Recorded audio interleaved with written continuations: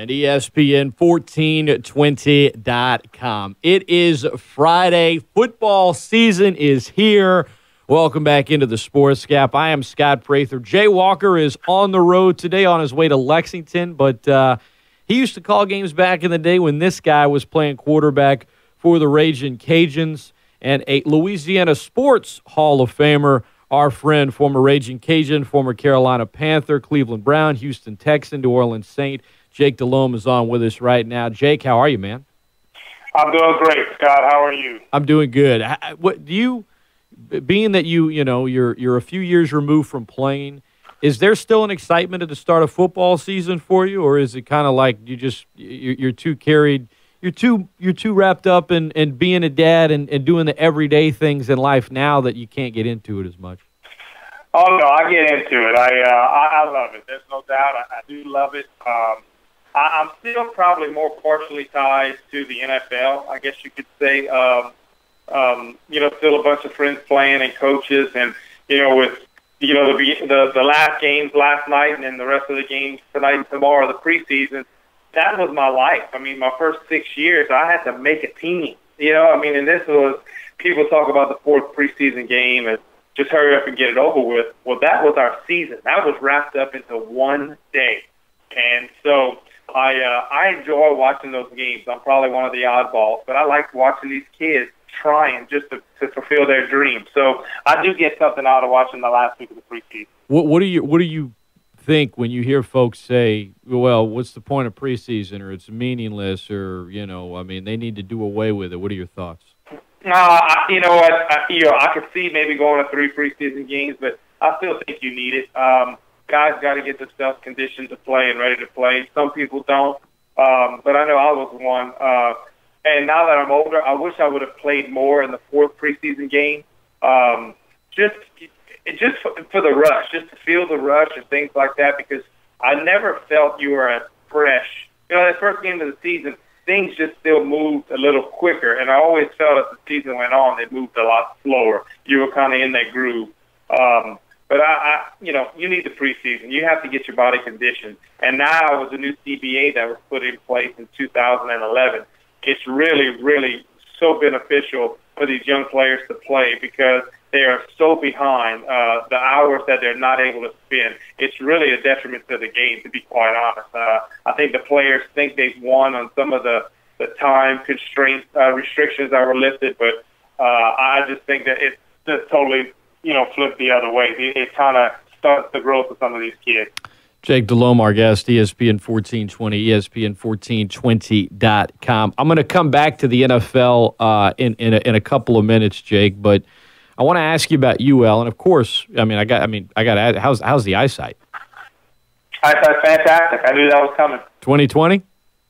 There's no doubt. All right. You have gotten to see some of those new facilities as part of the master plan, and I know the Cajuns are planning on moving in there in a couple weeks. Did you ever imagine on UL's athletic campus something like that when you played? No, not even remotely close. I was able to go through it last week, and I was floored. I was able to play for a few different NFL football teams, and I was able to. I worked out for the Colts, for the Falcons, and the Jets along the way, so I saw their facilities firsthand. This facility is nicer than any NFL facility I've ever been in. Wow. But that's the way of the world. These kids, you have to recruit these 16, 17-year-old kids to get them on your campus, and that's the way they're going. University of Oregon started it with Phil Knight, a few years back, probably 10, 15 years ago, and they started getting all these good athletes from California, and you're wondering why. Well, he built a Taj Mahal, basically, and these kids wanted to be pampered, and all the other teams had to keep up. And that's just the way of the world. That's how it's going right now. Jake Delhomme, our guest, ESPN1420.com. You mentioned recruiting. What's the impact, aside from recruiting, in your opinion, just in terms of imaging and other impacts on the program, aside from, I guess, the ones right in front of our face? Hey, it could impress some kids. Hey, they've got more space to work out and get better, and just they can stay there and eat. other impacts that maybe would get lost on the average fan that you as a former player would notice? Well, I just think in coaches and retaining some coaches and getting coaches, because, a lot of college coaches come and go, just the training room, the things of that nature for the kids. So much goes into a program, and there's so much that's done behind the scenes, like these athletic trainers, these student trainers that work these long hours, the equipment managers, all those people. That's your nuts and bolts that nobody really sees, but they have to be there to function. And just for me, walking through the training room, it's going to give these student athletes the opportunity to be at their best. And some that are coming back from injury, get them back on the field, because that's what we want. We want to see them go on the field, perform at their best. I want to talk about the Cajuns for a little bit with you. The quarterback situation, they've had some stability here for the last couple of years under Hud.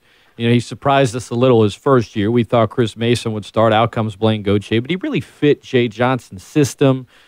Terrence Broadway the same. Brooks Hack and Jalen Nixon have both gotten some time in games replacing Broadway. In the one game against South Alabama 2 seasons ago, Hack started, and it was a rough night for the Cajuns in Mobile that night. But he's not naming one. I think we all kind of feel like Hack's the guy.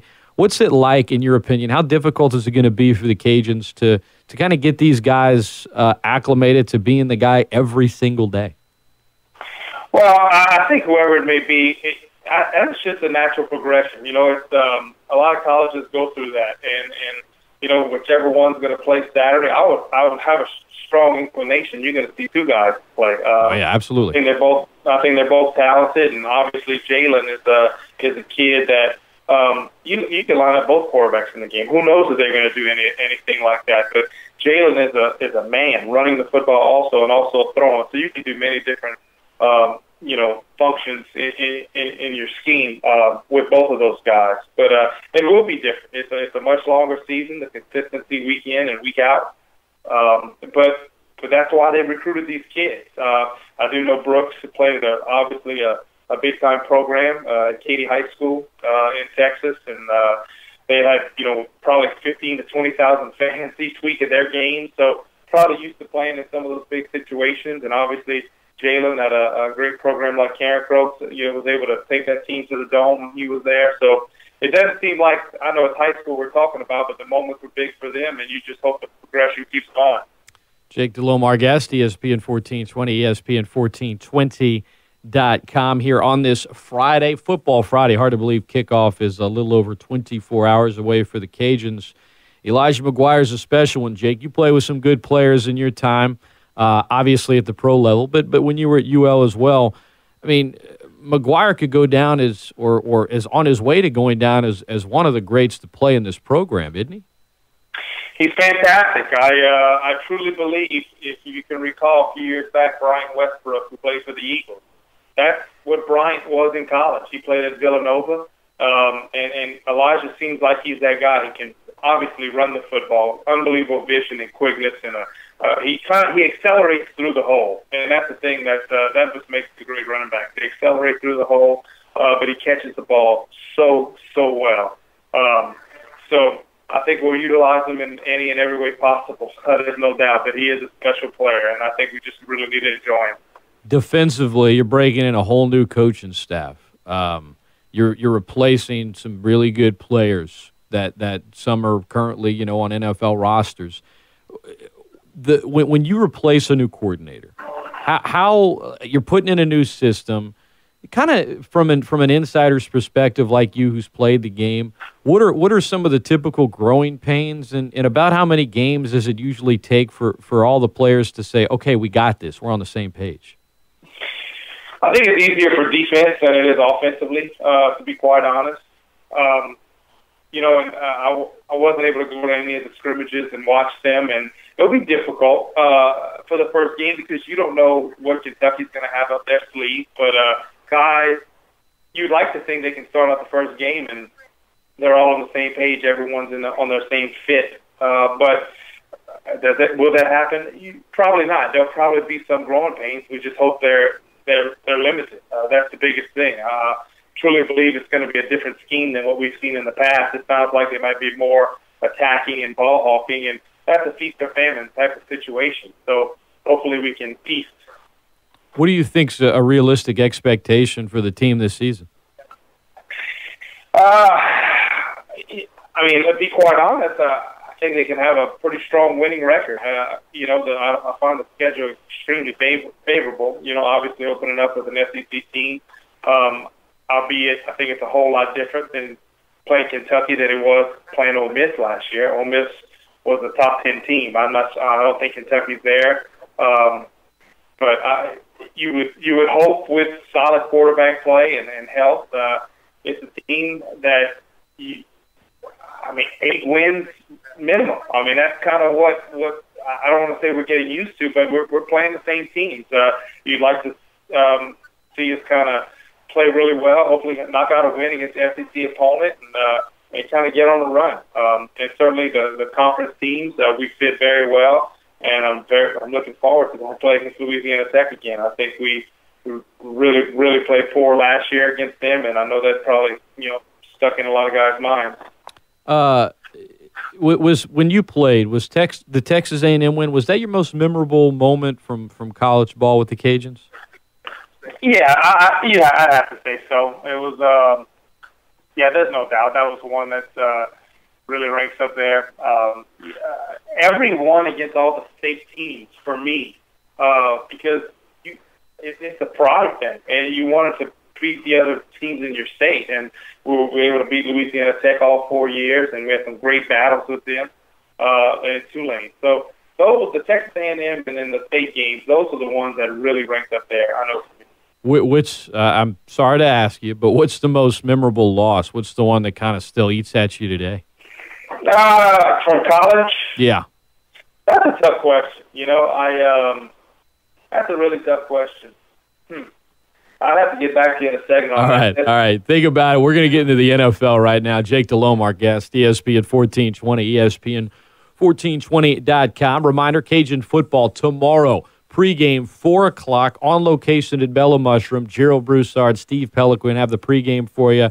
Jay Walker and Richie Falgu in the booth with them this year. Travis Webb on the sideline. 6 o'clock kickoff, 6:02 to be technical from Lexington. And you can catch it all right here on the flagship station of Louisiana Raging Cajun Athletics, ESPN1420 and .com. Former Cajun great, Louisiana Sports Hall of Famer, Jake Delhomme, our guest. Well, I thought about you yesterday, Jake, because I often talk about the Super Bowl with you and you guys coming up just short and the battle you had with Tom Brady. Yesterday, he wins his appeal on Deflategate. His 4-game suspension is wiped out. Were you surprised at the news? Did you have an expectation before it came out? Your thoughts on the Brady suspension being wiped out and his win? I'm glad it's over. I think that's the biggest thing. This dragged on way too long. I think both sides could have done things differently. I think Tom could have addressed it differently the week of the Super Bowl. But I'm glad to see he's out there playing. I think they made a big thing out of a little bit of air in the football. I think the biggest thing, I was so tired of hearing about it. You're just get it over with. Let's get into the new season. We want to just keep beating it over and over again. But I'm glad it's over. Let's move on. I'm not surprised that he won. Everything you kind of read and whatnot. The judge had some questions about the report and things of that nature. So really not surprised. You said that you think it was made a little bit more out of deflating a football. How much of an advantage could that give a team, whether it be a quarterback or whether it be a team in terms of maybe not fumbling the football? Well, I think for running back reasons, anytime you can have something. But how much pressure are we talking about? Was it extremely deflated to where you can really grab it, or the elbow can really press into the side of the ball to push it into the ribs so that running back can really have it secure in his body? Or late in the season, rainy, cold, snowy games, when it's hard to grip a football, things like that, where a quarterback can dig those fingers in a little bit more control reasons, or albeit getting stacked to be able to hold on to the ball. Maybe that could have played a factor, but I would think it'd have to be severely deflated to really get a big advantage. Do you think it was a common thing around the league? I mean, do a lot of quarterbacks say, yes, I kind of like it this way? Or is... all quarterbacks know how they like their football prepared for a football game. Got it. There's you can say whatever you want. Every quarterback, if they don't like the football that's on the field, that I promise you, the first thing that's said when they come off the field, get that football out the game. That's no problem. On the Patriots in general, I know you guys battled them in the Super Bowl, and whether it be Deflategate, Spygate, your boy Brandon Stokely, our guy too, we love Brandon. He came on with us before the Super Bowl, and look, he had a lot of battles with them over the years. He wasn't shy about expressing perhaps his thoughts about the organization. Are you a supporter? Do you have any disdain, or are you kind of like, look, I just worried about my own business whenever you were playing when it came to that franchise? Well, we didn't play. We played them in the Super Bowl, and then other than that, I played them one other time in a regular season game because they're in that different conference. So I would think Brandon, obviously being in the AFC, really for his whole career and playing them as Indianapolis did so much in the playoffs and crucial games, he might have a different feeling, about them. But obviously there was questions being raised from, ever since, 2000 or 99, whatever it was, when they played St. Louis, the videotaping of the walkthrough, and things of that nature. So you would assume there's some things. It seems like those issues would not have been brought up if there wasn't something there. So that's where you do question, I guess you can say, were they doing some things of that nature? I mean, Eric Mangini, when he was the coach of the Jets, he was obviously with New England for all those years, and the videotaping of the signals on the sidelines with the camera guys was dedicated strictly to steal signals, and they turned them in. So there was some. You have to have questions in your mind. Look, that's probably the best way I can say it. You have to have questions in your mind. Got it. Jake Delhomme, our guest, ESPN1420.com. Here's a question for you. Honest thoughts on Roger Goodell as a commissioner? That's not really a question. I guess I just made a statement. Want you to talk. Yeah. But look, he made an extreme debacle in the Ray Rice situation. He gets paid a ton of money. I want to say $44 million last year, if memory serves me correct. That's right. You can't make those mistakes. Got to know Roger obviously a little bit. Loves the game of football. The NFL that's his life. But just, gosh, I don't know if it's because we have more access to things now or there's just more media coverage. But Paul Tagliabue never had. It's just like we never had these issues. It seemed like that way, and to me, we're taking too much away from the game. That's what's really bothersome to me. But the owners, he's still there, and the owners, they're obviously doing very well financially, and he's getting Rodgers getting rewarded for that. So that's I guess that's my 2 cents on it. I appreciate it. Last thing on Goodell, just between Deflategate and yesterday and the suspension being overturned in court. And granted, the team's still, fine and losing their draft picks, but that's an owner. He's part of a group that hired Goodell. He doesn't have that union to back him and take him to court. But between Deflategate and Bountygate, my thought, Jake, is the next time a player is suspended for something alleged to be, quote, cheating, right? And I'm not talking about failed drug tests and the likes and things that are very clear in the CBA. But I feel like the next time a situation like that happens, if the player has the means, what's to prevent him from fighting it all the way to court when he says, hey, look, Brady, Vilma, Fujita, Will Smith, I mean, these guys all still got the money they were due on their contracts because they ended up not being suspended. It was a pain in the rear. It took a while, and people's reputations were damaged as a result. But in the end, they didn't end up serving those suspensions. And I guess even if a player is guilty or not, what's to prevent him from saying, well, look, I got a reputation to protect here, so I'm going to take this fight all the way to court, and I'm probably going to win because recent history tells me such.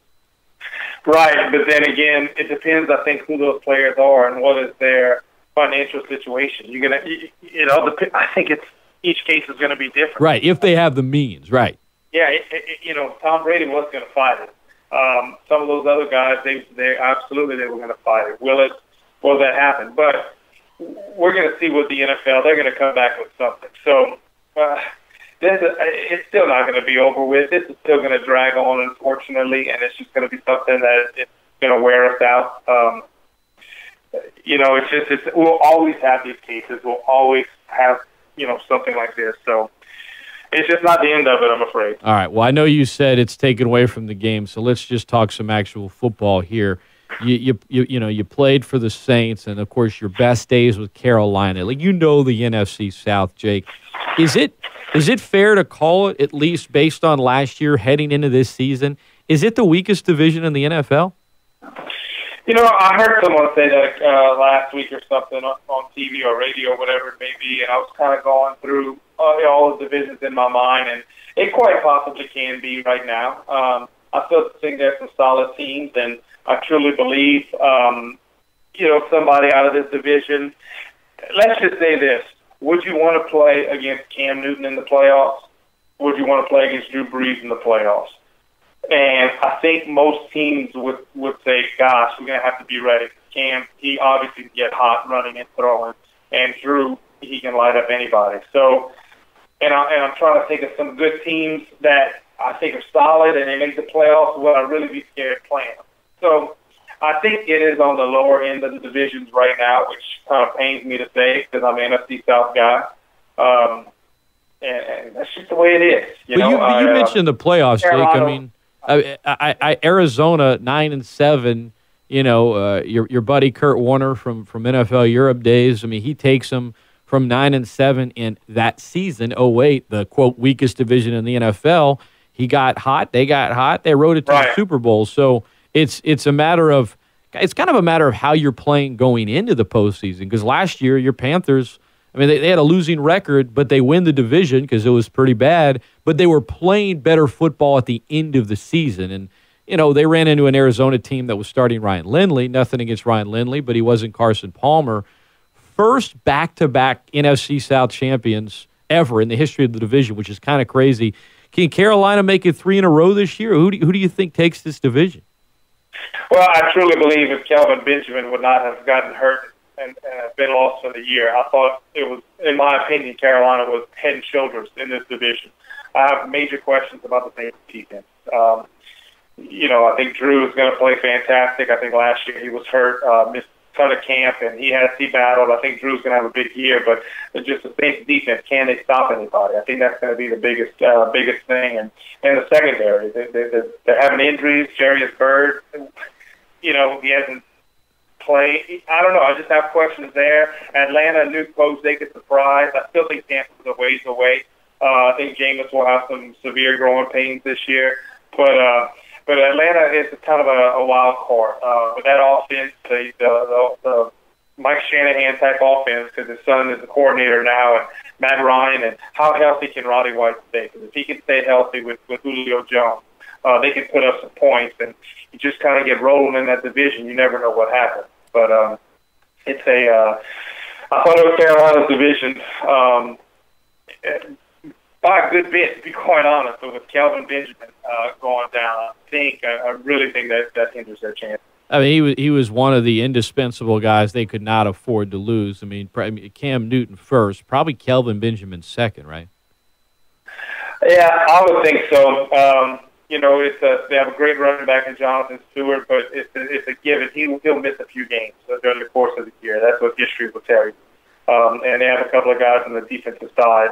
Obviously, you don't want to lose the best linebacker in football, and Luke Kuechly, obviously. But they're pretty talented. And the word that I've kind of got from Carolina is that Cam Newton has looked better by a landslide than he ever has. He was so injured last year, and he didn't really start to get healthy till the early part of December, and they kind of made their little run. So I'm anxious to see, the progression that Cam will take this year. I mean, how often do you go back to Charlotte, Jake? Do you get to some games? Do you get up there at times? Because one time Troy Wingirter, director of football operations at UL, I think he described you as saying, "Hey, man, it's a whole different life up there for Jake. He's a rock star." Was Was Troy exaggerating a little bit? Yeah, people were great to me in Charlotte, and we have dear friends. It's good to go back. Let me just say that. It's good to go back. I was able to make it back a couple of times last year. I try to always go when they play in New Orleans. I don't get to go back enough. I wish I could go back more. For me, when I land in Charlotte, my heart starts just beating a little bit different. It's just a warm feeling that I know myself and my family get when we go back there. But I don't get to go back enough. Was there, look, but you moved back here. This is home. Was there consideration after football of maybe staying in Charlotte, or was the plan always to come back here to South Louisiana? I think the plan was always to come back. I started playing really bad toward the end of Carolina and got released, so we went to Cleveland. So that was an easy decision to leave Cleveland to come back to Louisiana. That was to Lafayette. That wasn't a difficult decision there. But, who's to say if I would have been in Carolina for 10, 12 years and played a little bid longer and the kids got a little more kind of rooted in the school systems and things of that nature. Who knows if we would have stayed. I'd say it was an easy place to live. I will say that. Yeah, but it's great down here, too, and you love your horse racing, so you kind of got that lined up down here. Yeah, there's no horse racing in North Carolina. All right, last thing on the Saints, and then a closeout question. You mentioned you could get hot if you get into the playoffs. What a team want to face Drew Brees, but I'm with you. This defense, they haven't done anything that makes me think they're going to be better from a season ago, and they were really bad last season. Has that window closed with them? Not to say that they won't have another window open in the future, right, for a championship, but with Drew Brees being 36 and the cap situation the way it is there, and the defense just, at least in my opinion, not getting better. Not to say that they can't maybe win the division and host a playoff game, but actually contending for a title. I think going into last season, a lot of folks said, hey, the Saints were a trendy pick, right? They were like fourth best odds in Vegas.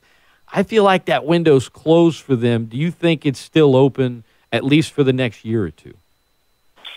I think you have Drew. I think you have the good Drew for at least definitely 2, most likely 3 years. I just don't see him slowing down. I truly don't see that. They need some other players. They really and truly do. Marcus Colston, how much do they have left there? And defensively, they don't. Rob Ryan's defense, they're going to pressure. They're going to be very exotic. And they don't have the guy on the back end to make another team pay to create those turnovers. I really like Jerry Bird as a player, and he was in Buffalo, and he was a ball hawker. The ball would find him. But he hadn't played, and that's where I thought he was going to be the Darren Sharper that when he played, because Darren, the ball would find him. Darren was obviously very good at the interceptions, and they would pressure and things of that nature. But where's that guy on the back end for them to kind of fit in with what they do defensively? That's the question for me. Now, maybe he'll be fine and be able to play, but he hasn't played. So I just don't see the depth there. That's what you don't see. And look, I'm certainly not smart enough to know that, but you don't see it, and I don't know what they have behind some of their starters. But I don't think the window's closed because you have Drew, and things can change. Hey, maybe this year they have a great year, but you can draft well, get a free agent, find a gem in the draft in the 3rd, 4th round, somewhere along that line, and things can change pretty quick. Jake Delhomme has been our guest. Great stuff from Jake. Good talking college football, pro football. Football's here. High school games last night and tonight. Some college games last night. A lot of teams' preseasons ended. My last questions for you, Jake, will kind of go back because you wanted to think about it. The most memorable losses in college and pro, and then your most memorable win as a pro, so I can at least, not hang up with you being like down. I want to leave it on a high. Well, college, I've been trying to think, and I can't.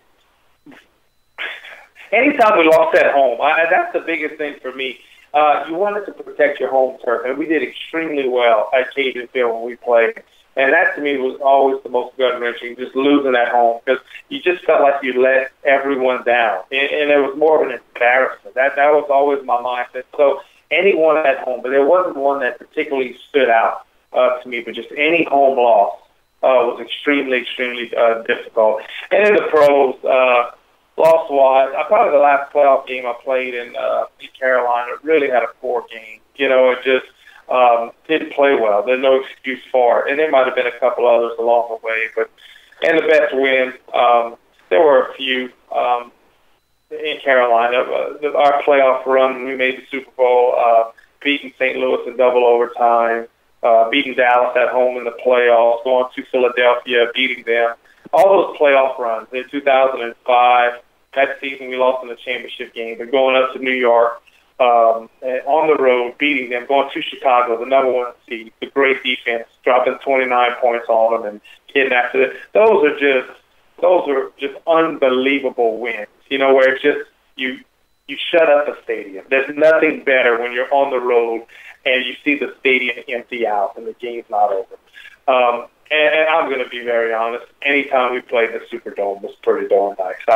In Carolina, we only had one loss playing in the state of Louisiana my time there. So all those 2009, I was there, and I remember telling everybody, the Saints scored, I guess, last play of the third quarter with Meacham, and then Hargrove, there was the instant replay. Did he have possession? Did he not? He scored. That was a close game, and I remember telling folks, look, Jake's never lost in here as a member of the Panthers, guys, and the Saints were still undefeated at the time, and everything kind of fell right for the Saints in 2009, as we know. But no, I remember that game very well, Jake. Yeah, and I do too. Gosh, dog, if we could have just got that down, that would have been nice. Sorry, I'm sorry to bring it up to you. Jake, man, look, I know you're busy with a lot of stuff, and you'd probably rather to talk to somebody other than me, but I know our listeners appreciate it. They love hearing from you, and we usually chat with you right around Super Bowl time and right before the season starts. So maybe in 5 months we can do it again, but in the meantime, man, continued success. Appreciate the time, and let's chat again. Sounds good, Scott. Anytime. Thank you.